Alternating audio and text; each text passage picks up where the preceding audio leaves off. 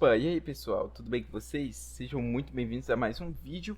Hoje, mais vídeos sobre autômatos, mas a gente não vai trabalhar em relação à construção de autômatos. Na verdade, a gente vai fazer o processo um pouco inverso ao que a gente está acostumado. Que normalmente, o que a gente estava tratando nos vídeos anteriores era: eu tenho uma propriedade, eu construo um autômato em cima dessa propriedade. Mas aqui, a gente vai já ter o autômato construído, a gente já vai ter uma estrutura. E o nosso desafio é entender qual a palavra que esse autômato reconhece, certo? Então, vamos lá, o autômato é este, que a gente vai ter que descobrir qual é a propriedade, né, que ele reconhece nas palavras. E uma dica para esse tipo de problema, né, de desafio, é a gente começa a avaliar quais caminhos possíveis são de eu sair do estado inicial e chegar em um estado final, certo? Essa questão ela até é relativamente fácil, porque eu tenho apenas um único estado final, certo? Que é o Q3. Se eu tivesse mais estados finais, obviamente eu ia ter mais caminhos possíveis e a complexidade do problema ia ser ainda maior. Mas nesse caso aqui eu apenas tenho um estado final, que é o nível Q3. Então meu desafio é, do Q0, quais caminhos eu posso fazer para chegar no Q3? Então vamos lá. Inicialmente, a gente pode avaliar aqui do Q0 o caminho A, que me leva a um estado de rejeição. Nesse autômato, quando eu entro em um estado de rejeição, ele fica em looping. Então eu sei que todo caminho que me mandar para um estado de rejeição, eu não saio mais dele, eu fico lá. E meu autômato vai acabar no estado de rejeição. Então eu já sei que todos os caminhos que vão me levar a um estado de rejeição são caminhos que não me interessam, porque o meu desafio é chegar no Q3, certo? Então eu sei que esse caminho aqui eu já vou descartar para essa minha visão, certo? O que me interessa então aqui é o caminho B que me leva a um estado Q1, certo? Que não é um estado de rejeição. Então anota aqui Q0 para Q1, esse caminho B, certo? No Q1 eu tenho dois caminhos, o caminho A e o caminho B. Nenhum deles leva a um estado de rejeição. Então, tanto A como B podem ser caminhos que eu utilize para chegar no meu Q3, certo? No entanto, vamos utilizar aqui o caminho A, certo? Então, pegando o caminho A, eu chego no Q2, tudo bem? Bem, no Q2, o meu caminho B leva a estado de rejeição. Então, já é um caminho que eu vou cortar, certo? Passa a tesoura. O que me interessa, então, é o caminho A. O caminho A leva ao Q3, é justamente o que eu quero. Se vocês analisarem, aqui eu tenho um padrão, certo? BAA. Se eu tiver uma palavra só com BAA, já daria certo, entendeu? Então, eu já posso começar a pensar que talvez seja palavras que tenham esse padrão, né? Ou palavras que comecem com BAA, né? Eu já posso começar a pensar que tem alguma coisa a ver com BAA, com essa ideia, certo? Bem, falta a gente analisar mais possíveis caminhos que podem me fazer chegar do Q3 a partir do Q0. Porque apesar do Q0 ter apenas um caminho que vai para o Q1, né, já que o outro leva para o estado de rejeição, no Q1 eu tenho dois caminhos, já que a gente viu que o caminho B também é um possível caminho para chegar no Q3, porque não me leva a estado de rejeição. Então, vamos fazer ele. Então, do Q0 eu vou para o Q1, do Q1 eu pego o caminho B agora que me leva a Q4.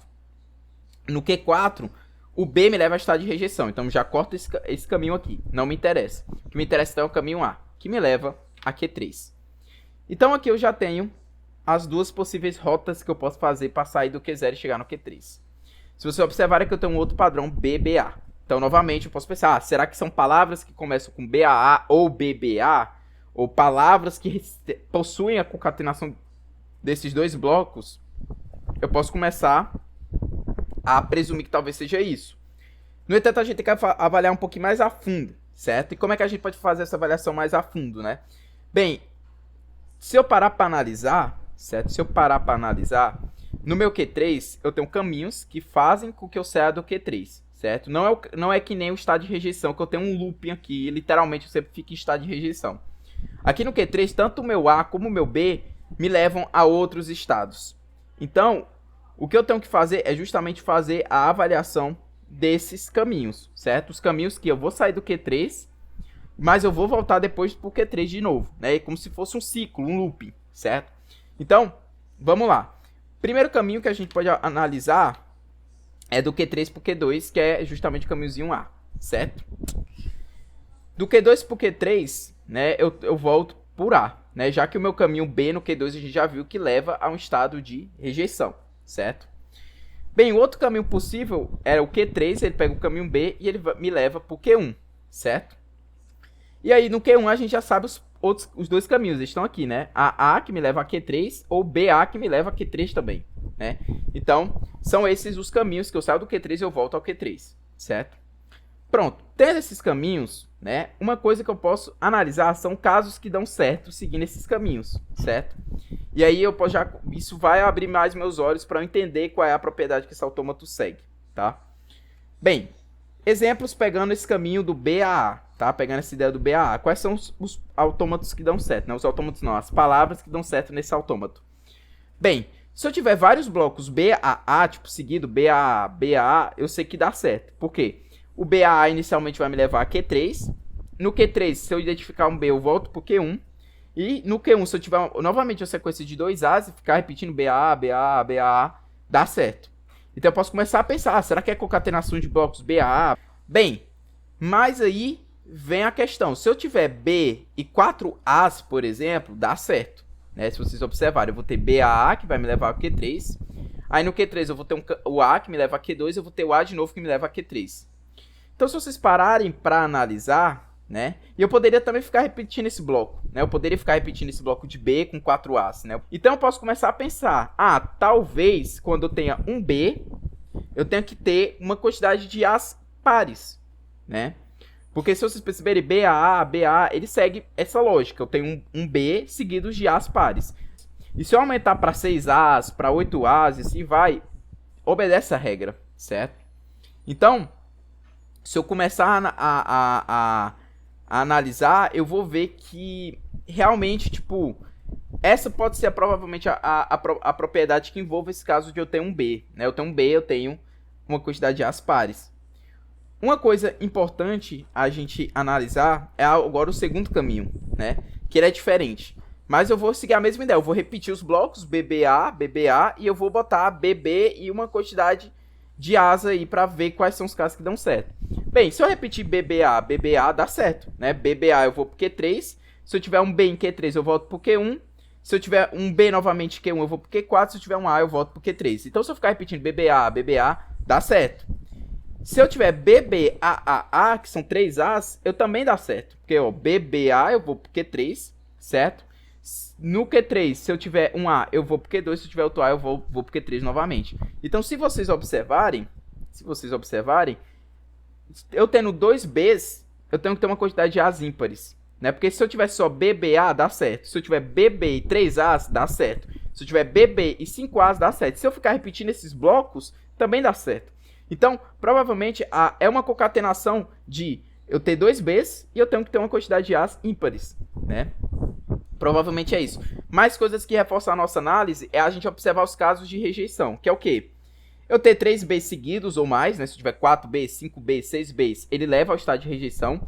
Então isso mostra que a minha palavra só pode ter blocos de Bs de tamanho 1 e 2, não pode ser mais do que isso. Outra análise que eu posso fazer é o caso em que eu termino com B, porque se eu terminar com B, ou uma palavra que tenha só um B, tenha 2 Bs, não dá certo. Ele vai para o estado de rejeição ou ele para em um estado que não é um estado final. Por quê? O que isso nos mostra é que eu tendo os blocos de Bs, que tem que ser 1 ou 2, eu tenho que ter sequências de As logo em seguida. E essas sequências de As tem que seguir aquela ideia. Se eu tiver um B, tem que ser uma quantidade de As pares. Se eu tiver 2 Bs, tem que ser uma quantidade de As ímpares. E praticamente essa é a nossa regra, né? Essa é a nossa propriedade. Bem, mas agora a gente precisa escrever, né? Como é que a gente pode escrever essa propriedade, né? Bem, a gente sabe que tem esse bloco, BAAs pares. Como eu posso escrever isso de uma forma mais matemática, né? Usando alguma notação que simplifique melhor as coisas. Bem, a gente pode utilizar essa notação aqui, que eu vou explicar para vocês agora como é que ela funciona. Bem, basicamente eu estou dizendo, ó, eu tenho que ter um B, certo? E depois eu tenho que ter uma sequência de 2 As, certo?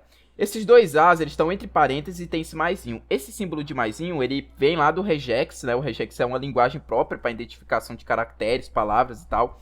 Então, esse maisinho ele significa coisas que tenham pelo menos um daquela quantidade, mas podem ter mais de um, certo? Então, o que é que eu tô querendo dizer? Ó, é um B e eu tenho que ter blocos de 2 As, que tem que ser pelo menos um, mas pode ser 2 dele, 3 dele, 4 dele, e assim vai por diante, certo? Era como se fosse, tipo, uma coisa que tem que ser maior ou igual a 1. Você tem que aparecer mais de uma vez ou mais de uma vez, tá? Não pode, tipo, ter 0 vezes, por exemplo, certo?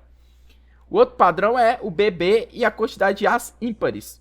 E uma forma de eu escrever isso é isso aqui, certo? Então, BB, aí eu tenho o A, certo? Que seria um caso ímpar, certo? Um único A é um caso ímpar. No entanto, eu posso ter 3, eu posso ter 5, eu posso ter 7, assim por diante.